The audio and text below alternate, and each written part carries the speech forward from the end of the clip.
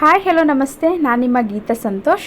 ಸಿರಿ ಸಂಭ್ರಮ ಚಾನಲ್ಗೆ ನಿಮ್ಮೆಲ್ರಿಗೂ ಸ್ವಾಗತ. ಇನ್ನೂ ನನ್ನ ಚಾನಲ್ನ ಸಬ್ಸ್ಕ್ರೈಬ್ ಆಗಿಲ್ಲ ಅಂದರೆ ಪ್ಲೀಸ್ ಸಬ್ಸ್ಕ್ರೈಬ್ ಆಗಿ, ಹಾಗೆ ಬೆಲ್ ಬಟನ್ನ ಕ್ಲಿಕ್ ಮಾಡೋದನ್ನ ಮರಿಬೇಡಿ. ನಾವು ಸಂಡೇ ರಜಾ ಇತ್ತು ಅಂತ ಹೇಳಿಬಿಟ್ಟು ಮಾದೇಶ್ವರ ಬೆಟ್ಟಕ್ಕೆ ಹೋಗೋಣ ಅಂತ ಹೇಳಿಬಿಟ್ಟು ಪ್ಲ್ಯಾನ್ನ ಮಾಡ್ಕೊಂಡ್ವಿ. ಅಂದರೆ ನಾವು ಸಡನ್ನಾಗಿ ಯಾವಾಗಲೂ ಅಷ್ಟೇ ಪ್ಲ್ಯಾನ್ನ ಮಾಡೋದು. ಮೊದಲೇ ಎಲ್ಲ ಫಸ್ಟೇ ಪ್ಲ್ಯಾನ್ ಮಾಡಿಕೊಂಡು ಹೋಗೋಣ ಅಂದ್ಕೊಂಡಿದ್ರೆ ಅಲ್ಲಿ ಏನಾದರೂ ಒಂದು ಏನಾದರೂ ಒಂದು ಕ್ಯಾನ್ಸಲ್ ಆಗೇ ಆಗುತ್ತೆ. ಅದಕ್ಕೋಸ್ಕರ ನಾವೇನು ಮಾಡ್ತೀವಿ, ಮೊದಲೇ ಪ್ಲ್ಯಾನ್ ಮಾಡಲ್ಲ. ನಮಗೆ ಸಿಗೋದೇ ಸಂಡೇ ಒಂದೇ ದಿನ ರಜೆ ಸಿಗೋದು. ಅದಕ್ಕೋಸ್ಕರ ನಾವು ಸಾಟರ್ಡೆ ಯಾವ ರೀತಿಯಾಗಿ ಕೆಲಸ ಮುಗಿಯುತ್ತೆ ನೋಡಿಕೊಂಡು ಫಿಕ್ಸ್ ಮಾಡ್ಕೊತೀವಿ, ಹೋಗೋದಾ ಬೇಡವಾ ಅಂತ ಹೇಳ್ಬಿಟ್ಟು. ಸಡನ್ನಾಗೆ ಪ್ಲ್ಯಾನ್ ಮಾಡಿಬಿಟ್ಟು ಅಕ್ಕ ಅವರು ಮತ್ತು ನಾವು ಹೋದ್ವಿ ಮಾದೇಶ್ವರ ಬೆಟ್ಟಕ್ಕೆ ಹೊರಡೋಣ ಅಂತ ಹೇಳ್ಬಿಟ್ಟು. ನಮಗೆ ಗೊತ್ತಿಲ್ಲ, ಅವರು ಬೆಳಗ್ಗೆನೇ 3 ಗಂಟೆಗೆ ಎದ್ದು ತಿಂಡಿನ ಮಾಡ್ಕೊಂಡು ಬಂದಿದ್ದರು, ಚಿತ್ರಾನ್ನ ಮತ್ತು ಪುದೀನ ಚಟ್ನಿನ ಮಾಡ್ಕೊಂಡು ಬಂದಿದ್ದರು. ಸರಿ ಹೋಗ್ತಾ ಆಂದವೇನೆ ತಿನ್ಬಿಡೋಣ, ಬಿಸಿಲಾಗ್ಬಿಡುತ್ತೆ, ಇನ್ನು ಟೈಮ್ ಬೇರೆ ಆಗಿತ್ತು, ತಿಂಡಿ ಟೈಮ್ ಆಗಿತ್ತು ಅಂತ ಹೇಳ್ಬಿಟ್ಟು ತಿಂಡಿ ತಿನ್ಬಿಡೋಣ ಅಂದ್ಬಿಟ್ಟು ಹೋಗ್ತಾ ಆಂದವೇ ಒಂದು ದೇವಸ್ಥಾನ ಸಿಕ್ತು. ದೇವಸ್ಥಾನ ಪಕ್ಕದಲ್ಲೇ ಒಂದು ಕೊಳ ಥರ ಇತ್ತು. ಸರಿ ಅಲ್ಲೇ ಹೋಗಿ ಊಟ ಮಾಡ್ಕೊಂಡು ತಿಂಡಿ ತಿನ್ಬಿಡೋಣ ಅಂತ ಹೇಳ್ಬಿಟ್ಟು ತಿಂಡಿ ಎಲ್ಲನೂ ತೊಗೊಂಡು ಬಂದಿದ್ರು. ಅಲ್ಲೇ ಹೋಗ್ತಾ ವಡೆ ಸಿಕ್ತು, ವಡೆನ ತೊಗೊಂಡು ಚಿತ್ರಾನ್ನಕ್ಕೆ ಚೆನ್ನಾಗಿರುತ್ತೆ ಕಾಂಬಿನೇಷನ್ ಅಂತ ಹೇಳ್ಬಿಟ್ಟು ತೊಗೊಂಡು ಅಲ್ಲಿ ಹೋದ್ವಿ. ಈ ಥರ ತಿಂಡಿ ಊಟ ಎಲ್ಲ ಮಾಡ್ಕೊಂಡು ಹೋಗಿ ಅಲ್ಲೇ ತಿನ್ಕೊಂಡು ಟೈಮ್ ಪಾಸ್ ಮಾಡಿಕೊಂಡು ಬರೋದಂದರೆ ತುಂಬಾ ಇಷ್ಟ. ಅದೊಂಥರ ಚೆನ್ನಾಗಿರುತ್ತೆ ಅಂತಲೇ ಹೇಳ್ಬೋದು. ತನ್ವಿ ನಿದ್ದೆಲಿದ್ಲು, ಅವಳು ಬೆಳಗ್ಗೆ ಬೇಗ ಎದ್ದಿದ್ಲಲ್ವ, ಬೆಳಗ್ಗೆ 4 o'clock ಎಲ್ಲ ಎದ್ದಿದ್ವಿ. ನಿದ್ದೆ ಇರಲಿಲ್ಲ, ಸ್ನಾನ ಮಾಡಿ ಬರೋದಕ್ಕೆ ಟೈಮ್ ಆಗಿಬಿಡುತ್ತೆ ಅಂತ ಹೇಳ್ಬಿಟ್ಟು ಸ್ವಲ್ಪ ಬೇಗನೆ ಎದ್ದು ಸ್ನಾನ ಮಾಡಿ ರೆಡಿ ಆದ್ವಿ.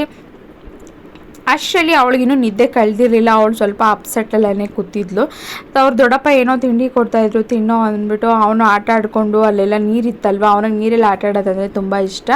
ಅಲ್ಲಿ ಹೋಗಬೇಕು ಅಂತ ಹಠ ಮಾಡ್ತಾಯಿದ್ದ. ಸರಿ ತಂದಿರೋ ಚಿತ್ರಾನ್ನ ಎಲ್ಲನೂ ಅಲ್ಲೇ ತಿಂದ್ಬಿಟ್ಟು ಅಲ್ಲೇ ಸ್ವಲ್ಪ ಹೊತ್ತು ಟೈಮ್ನ ಸ್ಪೆಂಡ್ ಮಾಡಿಕೊಂಡು ಕೂತಿದ್ವಿ. ಅಲ್ಲಿ ಕಾರಲ್ಲೇ ಸ್ವಲ್ಪ ಮ್ಯಾಟ್ ಇತ್ತು, ಈ ಥರ ನೀಟಾಗಿ ಆರಾಮಾಗಿ ಕೂತ್ಕೊಂಡು ತಿಂಡಿ ತಿನ್ಬೋದು. ಮಕ್ಕಳೆಲ್ಲ ಇದ್ರಲ್ವ, ಅವ್ರಿಗೆಲ್ಲ ತಿನ್ನಿಸ್ಬೇಕು ಅಂತ ಹೇಳ್ಬಿಟ್ಟು ಅಲ್ಲೇ ತಟ್ಟೆಗಳಿಗೆ ಎಲ್ಲನೂ ತಿಂಡಿಗಳನ್ನ ಬಡಿಸ್ಕೊಂಡು ಆರಾಮಾಗಿ ಕೂತ್ಕೊಂಡು ತಿಂಡಿ ತಿನ್ಕೊತ ಕೂತ್ಕೊಂಡ್ವಿ. ಚಿತ್ರಾನ್ನ, ಪುದೀನ ಚಟ್ನಿ ಮತ್ತು ವಡೆ ಎಲ್ಲನೂ ತಿಂಡಿ ಎಲ್ಲನೂ ಮುಗಿಸಿ ಸರಿ ಮುಂದೆ ಹೋಗೋಣ, ಟೈಮ್ ಆಗಿಬಿಡುತ್ತೆ, ಬೆಟ್ಟದಲ್ಲಿ ಯಾವ ರೀತಿಯಾಗಿ ರಶ್ ಇರ್ತಾರೋ ಅಂತ ಹೇಳ್ಬಿಟ್ಟು ತಿಂಡಿ ತಿಂದು ಎಲ್ಲನೂ ಸಹ ಬ್ಯಾಗಲ್ಲಿ ಪ್ಯಾಕ್ ಮಾಡಿಕೊಂಡು ಅಲ್ಲಿಂದ ನಾವು ಹೊರಟಿದ್ದೆ ಮಾದೇಶ್ವರ ಬೆಟ್ಟಕ್ಕೆ. ಅಲ್ಲಿ ಹಸುಗಳನ್ನೆಲ್ಲನೂ ಕಾಡಿಗೆ ಕರ್ಕೊಂಡು ಹೋಗ್ತಾರೆ. ಅಲ್ಲಿ ರೋಡ್ ಫುಲ್ಲೂ ಹಸುಗಳೇ ಇತ್ತು. ಸರಿ ಅಂದ್ಬಿಟ್ಟು ಅಲ್ಲಿಂದ ನಾವು ದೇವಸ್ಥಾನಕ್ಕೆ ಹೊರಟ್ವಿ. ಫೈನಲ್ ಆಗಿ ನಾವು ಬಂದಿದ್ದು ತಾಳ್ಬೆಟ್ಟಕ್ಕೆ ಬಂದ್ವಿ. ಅಲ್ಲಿ ಆರ್ಚ್ ಕಾಣ್ತಿದೆ ನೋಡಿ, ಅದು ಬಂದು ಮಾದೇಶ್ವರ ಬೆಟ್ಟದ ತಾಳ್ಬೆಟ್ಟ ಅಂತ ಹೇಳ್ತಾರೆ. ಇದು ಶಿವರಾತ್ರಿ ಹಬ್ಬದಲ್ಲಿ ಸಿಕ್ಕಾಪಟ್ಟೆ ರಶ್ ಇರ್ತಾರೆ ಅಂತಲೇ ಹೇಳ್ಬೋದು. ಅಲ್ಲಿ ತುಂಬ ಊರುಗಳಿಂದ ಜನ ಎಲ್ಲನೂ ಅಲ್ಲಿಗೆ ನಡ್ಕೊಂಡು ಹೋಗ್ತಾರೆ. ಅವ್ರು ನಡ್ಕೊಂಡು ಹೋಗ್ಬೇಕಾದ್ರೆ ತುಂಬಾ ವ್ಯವಸ್ಥೆ ಮಾಡಿದ್ದಾರೆ. ಕಾಲ್ದಾರಿ ಆಗಿರ್ಬೋದು, ಸ್ಟೆಪ್ಗಳನ್ನ ಕಟ್ಟೋದಾಗಲಿ, ಮತ್ತು ಅವ್ರಿಗೆ ಊಟ ತಿಂಡಿ, ಈ ಬಿಸಿಲು ಟೈಮಲ್ಲಿ ನಡ್ಕೊಂಡು ಬರೋರಿಗೆ ಮಜ್ಜಿಗೆ, ಪಾನಕ ಮತ್ತು ಕಲ್ಲಂಗಡಿ ಹಣ್ಣು, ಸೌತೆಕಾಯಿ ಆ ರೀತಿಯಾಗಿ ಎಲ್ಲನೂ ಸಹ ಅಲ್ಲಿ ಸೌಕರ್ಯ ಮಾಡಿದ್ದಾರೆ. ನಾವು ಹೋಗಿದ್ದೆ ಶಿವರಾತ್ರಿ ಹಬ್ಬ ಮುಗಿಸ್ಕೊಂಡು ಹೋಗಿದ್ವಿ. ಆವಾಗ ಸ್ವಲ್ಪ ರಶ್ ಕಮ್ಮಿ ಇರುತ್ತೆ ಅಂತ ಹೇಳ್ಬಿಟ್ಟು, ಮಕ್ಕಳಿರೋದ್ರಿಂದ ರಶಲ್ಲೆಲ್ಲ ಹೋಗೋಕ್ಕಾಗಲ್ಲ ಅಂತ ಹೇಳ್ಬಿಟ್ಟು ಸ್ವಲ್ಪ ರಶ್ ಕಮ್ಮಿ ಆಗಿದಾಗ ಹೋದ್ವಿ. ಅಲ್ಲಿ ತಾಳ್ಬೆಟ್ಟದಲ್ಲಿ ಸ್ವಲ್ಪ ಧೂಪ ಅಂತ ಕೊಡ್ತಾರೆ, ಅಲ್ಲಿ ದೇವ್ರಿಗೆ ಹಾಕ್ಬಿಟ್ಟು ನಾವು ಅಲ್ಲಿಂದ ನಮಸ್ಕಾರ ಮಾಡಿಕೊಂಡು ಹೋಗಬೇಕು. ಪ್ರತಿಯೊಬ್ಬರು ಬಂದವರು ಸಹ ಅಲ್ಲಿ ಇಳಿದು ದೇವ್ರಿಗೆ ನಮಸ್ಕಾರ ಮಾಡಿ ಅಲ್ಲಿ ಧೂಪ ಹಾಕ್ಬಿಟ್ಟು ತಾಳ್ಬೆಟ್ಟದಲ್ಲಿ ಅಲ್ಲಿಂದ ಬೆಟ್ಟದ ಮೇಲೆ ಹತ್ತಕ್ಕೆ ಹೋಗ್ತಾರೆ. ಬೆಟ್ಟದ ಕೆಳಗಡೆ ಹೋಗ್ತಿದ್ದಾಗೇನೆ ನಾಮ ಹಾಕೋದಾಗಲಿ, ಮಾದೇಶ್ವರ ಬೆಟ್ಟ ಅಲ್ವಾ, ಈ ರೀತಿಯಾಗಿ ಪಟ್ಟೆ ಬಳಿಯೋದು ಆ ರೀತಿಯಾಗಿ ಎಲ್ಲನೂ ಸಹ ಮಾಡ್ತಾರೆ. ಮತ್ತು ಅಲ್ಲೇ ಹೋಟ್ಲುಗಳೆಲ್ಲನೂ ಸಹ ಇದೆ.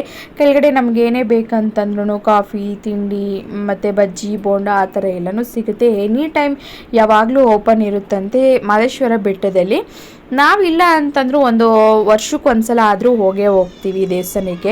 ನಾವು ನಡ್ಕೊಂಡೆಲ್ಲ ಹೋಗಲ್ಲ, ನಡ್ಕೊಂಡು ಹೋಗೋರು ಹೇಳ್ತಾರೆ ಏನು ಕಷ್ಟ ಏನಿಲ್ಲ, ಆರಾಮಾಗಿ ಹೋಗ್ಬೋದು ಅಂತ. ಕೆಲವರು ಅವ್ರವ್ರ ಊರುಗಳಿಂದ ಬರ್ತಾರೆ. ಮತ್ತು ಕೆಳಗಡೆ ಇವಾಗ ತಾಳ್ಬೆಟ್ಟ ಇದೆಯಲ್ಲ, ಅಲ್ಲಿಂದನೂ ಸಹ ಅಲ್ಲಿಗೆ ದೇವಸ್ಥಾನಕ್ಕೆ ಬರೀ ಕಾಲಲ್ಲಿ ಚಪ್ಪಲಿ ಇಲ್ದಿರನೇ ಸಹ ನಡ್ಕೊಂಡು ಬರ್ತಾರೆ. ಯಾವ ರೀತಿಯಾಗಿ ನಡ್ಕೊಂಡು ಬರ್ತಾರೋ ಆ ದೇವರು ಅವ್ರಿಗೆ ಒಳ್ಳೇದು ಮಾಡಲಿ ಅಂತ ಹೇಳ್ತಾ ಸರಿ ಅಂದ್ಬಿಟ್ಟು ನಾವು ಬೆಟ್ಟದ ಮೇಲೆ ಹೊರಟ್ವಿ. ಅಲ್ಲಿ ಫುಲ್ಲು ದಾರಿ ಉದ್ದಕ್ಕೂ ಸಹ ತುಂಬಾ ಚೆನ್ನಾಗಿ ರೋಡೆಲ್ಲನೂ ತುಂಬಾ ಚೆನ್ನಾಗಿ ಮಾಡಿದ್ದಾರೆ. ಅದರಿಂದ ಒಂದು 1/2 ಅಥವಾ 3/4 ಅವರಲ್ಲಿ ನಾವು ಬೆಟ್ಟನ ರೀಚ್ ಆಗಿಬಿಟ್ವಿ. ಸಿಕ್ಕಾಬಟ್ಟೆ ಬಿಸಿಲಿತ್ತು ಅಂತಲೇ ಹೇಳ್ಬೋದು.